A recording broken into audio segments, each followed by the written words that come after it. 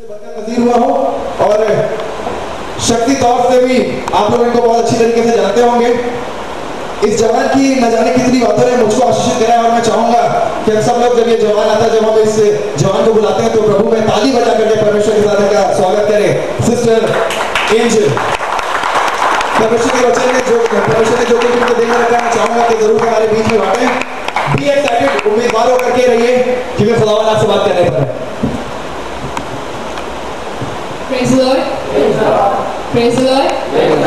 अच्छा लग रहा है कि आप मेरे कहने से पहले आप लोग मुस्कुराहट के साथ Praise the Lord बोल रहे हैं परमेश्वर की तारीफ हो। इससे पहले कि हम परमेश्वर के वचन में चलें, मैं आपसे कुछ सवाल करना चाहती हूँ। कुछ ज़्यादा जनरल नॉलेज वाले क्वेश्चंस नहीं है, हमारी डे टू डे लाइफ पे।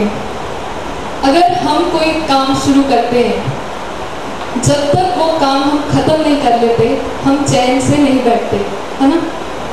उन लोगों को खासकर इस बात का पता होगा जिन लोगों ने अभी अपने घर कंस्ट्रक्ट करवाए हैं। मुझे याद है मेरे घर पे रिपेयरिंग का काम चला 3 हफ्ते, हमारे घर पे कोई चैन से नहीं सोता था।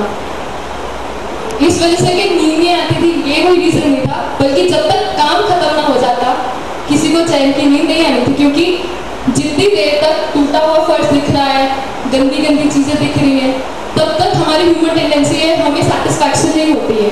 जब वो काम खत्म हो जाता है, एक अलग सी सेटिस्फैक्शन हमारी जिंदगी में आती है। सोच करके देखिए, पेरेंट्स, आप लोग अपने बच्चों के लिए बहुत अच्छे अच्छे प्लान्स बनाते हैं कि मेरा बच्चा डॉक्टर बनेगा, इंजीनियर बनेगा, लॉयर बनेगा, या जो भी स्ट्रीम आपने सोची है। कुछ लोग बीटेक कर रहे हैं, उनको पता है इंजीनियरिंग की क्या वैल्यू है। आजकल एजुकेशन सिस्टम सेमेस्टर सिस्टम है, 8 सेमेस्टर हो गए, 6 सेमेस्टर हो गए। अगर आपके पेरेंट्स आपके सिर्फ 3 सेमेस्टर की फीस पे कर दें और बाकी के सेमेस्टर्स की ना करें, तो क्या आपकी एजुकेशन पूरी होगी? नहीं होगी। क्योंकि अगर आपके पेरेंट्स के पास पैसा है और उनके दिल में ये इच्छा है कि वो चाहते हैं कि आप कुछ बने, तो वो आपकी पूरी फीस पे करेंगे, आपकी उन तमाम डिजायर्स को, नीड्स को पूरा करेंगे ताकि आप उस गोल को अचीव कर सके जो आपने अपने लिए सोचा है। क्योंकि वो चाहते हैं जिस काम को उन्होंने शुरू किया है, आपकी एजुकेशन को, उसे वो खत्म भी करें। और स्टूडेंट्स की बात, जितनी देर तक हम अपने गोल्स को अचीव नहीं कर लेते, हम लोग चैन से नहीं बैठते, तभी बहुत से लोग जो नहीं कर पाते, सुसाइडल टेंडेंसीज उसके अंदर होती है और वो कर जाते हैं। लेकिन बहुत से लोग तब तक चैन से नहीं बैठते, मेजॉरिटी, जब तक उस गोल को अचीव नहीं कर लेते। क्योंकि हमने जो अपनी पढ़ाई का काम शुरू किया है, हम उसे पूरा भी करना चाहते हैं। परमेश्वर ने भी एक काम शुरू किया जिसे वो पूरा करेगा। यीशु मसीह ने हमारी जिंदगी में एक काम शुरू किया है और वो उसे बीच मझधार में नहीं छोड़ेगा। मेरे साथ एक आयत निकालेगा, आपको मिलेगी फिलिपियों की पुस्तक, उसका 1 अध्याय और उसकी 6 आयत। Philippians chapter 1 verse 6। और मुझे इसी बात का भरोसा है जी कि जिसने तुमने अच्छा काम आरंभ किया है, जी, वही उसे यीशु मसीह के दिन तक पूरा करेगा। मुझे इस बात का निश्चय भरोसा है कि जिसने तुम्हारी जिंदगी में काम शुरू किया है, वो उसे यीशु मसीह के दिन तक पूरा करेगा। इंग्लिश में लिखा, be confident of this very thing that he who has begin a good work in you will complete it until the day of Jesus Christ। उसने जो काम हमारी जिंदगी में शुरू किया है, उसे वो यीशु मसीह के दिन तक पूरा करेगा। पौलुस फिलिपियों की कलीसियों को जब ये वाली वर्स लिख रहा है, उसमें 3 चीजों पे वो बहुत ज्यादा स्ट्रेस दे रहा है। सबसे पहली बात, कॉन्फिडेंस। अच्छा लगता है जब कोई हमारे अंदर कॉन्फिडेंस दिखाता है, स्पेशली जब टीचर्स हमारे अंदर कॉन्फिडेंस दिखाते हैं, तो स्टूडेंट्स का दिल करता है कुछ परफॉर्म करने के लिए। तभी बच्चे ज्यादा अच्छा स्कोर कर पाते हैं, क्योंकि उनके गुरु उनके अंदर कॉन्फिडेंस दिखाते हैं। सोच करके देखिए, अगर हम लोग यीशु मसीह में कॉन्फिडेंस दिखाएं कि हाँ यीशु मसीह तू ये काम कर सकता है, तो क्या वो खुशी से और बढ़कर नहीं करना चाहेगा? करना चाहेगा ना। दूसरी बात, जो काम शुरू किया उसे खत्म भी करना। यीशु मसीह कैसा परमेश्वर है, अगर उसने कोई काम शुरू किया, वो उसे बीच में नहीं छोड़ेगा, वो उसे पूरा करेगा। और तीसरी बात, यीशु मसीह के दिन तक वो काम पूरा हो जाएगा।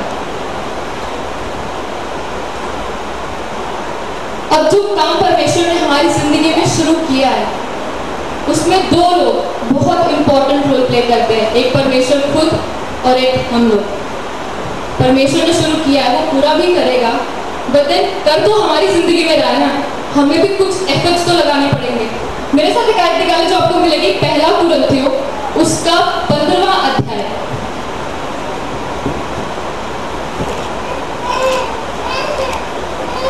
पहला कुरिन्थियों उसका 15वां अध्याय और उसकी 58 वर्ष। जी जी और प्रभु के काम में सर्वदा बढ़ते जाओ जी। यह जानते हो कि तुम्हारा परिश्रम प्रभु में व्यर्थ नहीं है। परमेश्वर का वचन बता रहा है, इसलिए हे मेरे प्रिय भाइयों दृढ़ और अटल रहो और प्रभु के काम में सर्वदा बढ़ते जाओ। पौलुस कुरिन्थियों की कलीसिया को जब एक पत्र लिख रहा है तो उनको कह रहा है कि परमेश्वर के काम में बढ़ते जाओ, क्योंकि तुम्हारा छोटे से छोटा काम भी व्यर्थ नहीं है। हम लोगों ने एक सेइंग बहुत ज्यादा बार सुनी होगी और बहुत से लोग इसको फॉलो भी करते हैं, if practice makes a man perfect and nobody is perfect then why practice. सुना होगा ना कि अगर परिश्रम किसी को सिद्धता की ओर लेके जाता हो, कोई भी सिद्ध नहीं है, तो हम परिश्रम ही क्यों करें। बहुत से लोग तभी तो शॉर्टकट्स अपनाते हैं, लेकिन परमेश्वर का वचन इस बात को यहाँ पे काटते हुए बोलता है कि तुम्हारा छोटे से छोटा काम भी परमेश्वर में व्यर्थ नहीं है। फिर चाहे वो कुर्सी साफ करने वाला हो परमेश्वर के भवन, चाहे वो झाड़ू लगाने वाला हो, चाहे वो आगे आगे मिनिस्ट्री करने वाला हो, आपका कोई भी काम परमेश्वर में कभी भी व्यर्थ नहीं होगा और परमेश्वर आपको उसका वरदान, उसका फल एक ना एक दिन जरूर देगा। परमेश्वर जो कुछ भी करता है वो एक पर्पस के लिए करता है। आप लोग इस बात से वाकिफ हैं? हेलो, परमेश्वर अगर कुछ करता है तो वो एक पर्पस से करता है। यीशु मसीह ने अगर हमारी जिंदगी में कोई काम किया है, परमेश्वर ने अगर हमारी जिंदगी में कोई काम किया है, तो उसने कुछ सोचकर किया होगा। मेरे साथ एक और आयत निकाले जो आपको मिलेगी, यशायाह की पुस्तक उसका 26वां अध्याय और उसकी 12वीं आयत। यशायाह उसका 26वां अध्याय और उसकी 12वीं आयत। जी जी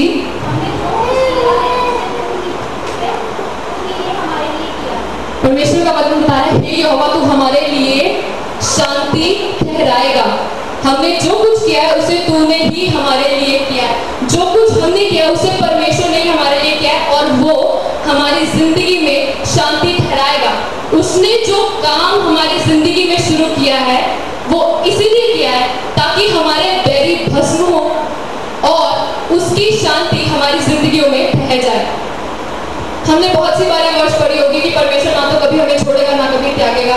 योशुआ की पुस्तक उसका पहला अध्याय उसकी 5वीं आयत में लिखा है। शायद में बहुत सी जगह ये बात लिखी गई है, वो इसीलिए लिखी गई है क्योंकि परमेश्वर जब उसने ये वादा किया कि वो हमें कभी नहीं छोड़ेगा, तो इसका मतलब है कि जो काम भी उसने शुरू किया है वो उसे भी नहीं छोड़ेगा, वो उसे भी पूरा करेगा। हमने बहुत देर से सोच लिया काम काम काम, आखिर ये काम है क्या?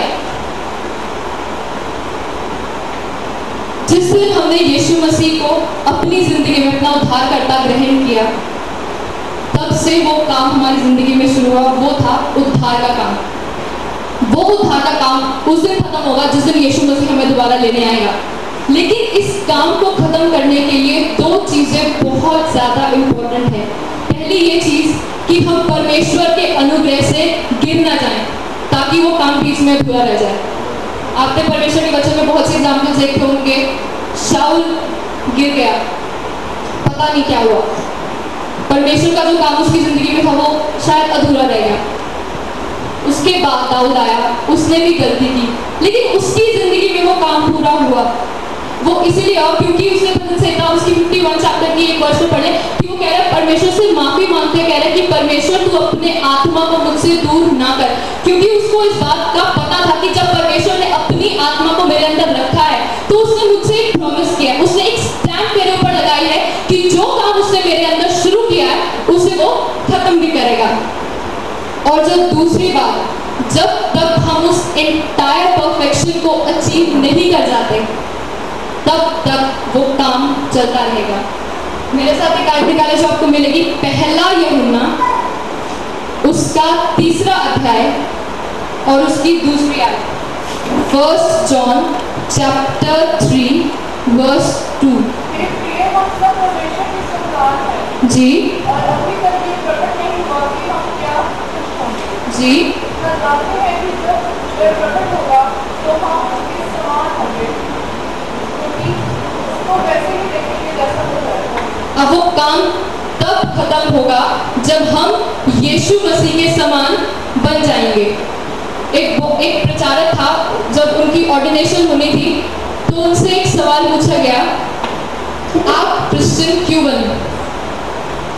सोच करके देखिए, अगर आपसे कोई एक सवाल पूछा क्रिश्चियन क्यों बने तो आप क्या जवाब देंगे? मुझे इस पास्टर का जवाब बहुत इंटरेस्टिंग लगा। उन्होंने कहा, मैंने अपना पार्ट किया और खुदा ने अपना किया। तो लोग बहुत ज़्यादा क्यूरियस हो गए कि भाई पास्टर जी, आपने कौन सा काम किया अपने उद्धार में? उन्होंने कहा, जितना तेज हो सकता मैं परमेश्वर से भागता था और जितना तेज परमेश्वर हो सकता था वो मेरे पीछे भागता था ताकि मुझे अपने परिवार में वापस ले आए।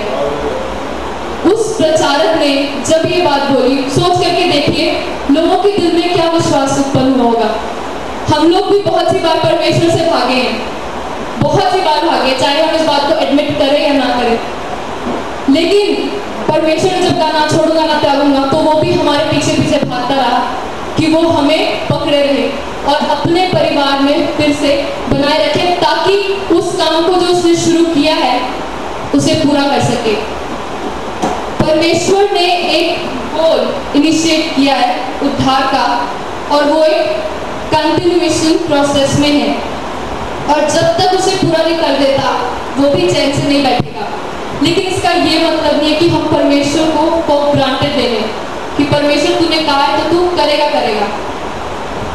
यीशु मसीह ने हमें कुछ फ्री विल चॉइसेस भी दी हैं। अगर हम अपनी विल को परमेश्वर की परफेक्ट विल के अंदर डाल दें तो परमेश्वर का वो काम हमारी जिंदगी में पूरा होगा। आपको पता, पास्ट में परमेश्वर के अनचेंजेबल पर्पसेस थे हमारे लिए, कि जो उसने दृढ़ निश्चय हमारे लिए किए थे जो कभी नहीं बदल सकते। प्रेजेंट में परमेश्वर की असीमित सामर्थ्य है हमारे पास उस काम को जो उसने शुरू किया खत्म करने के लिए, और हमारे फ्यूचर के लिए परमेश्वर के वो सारे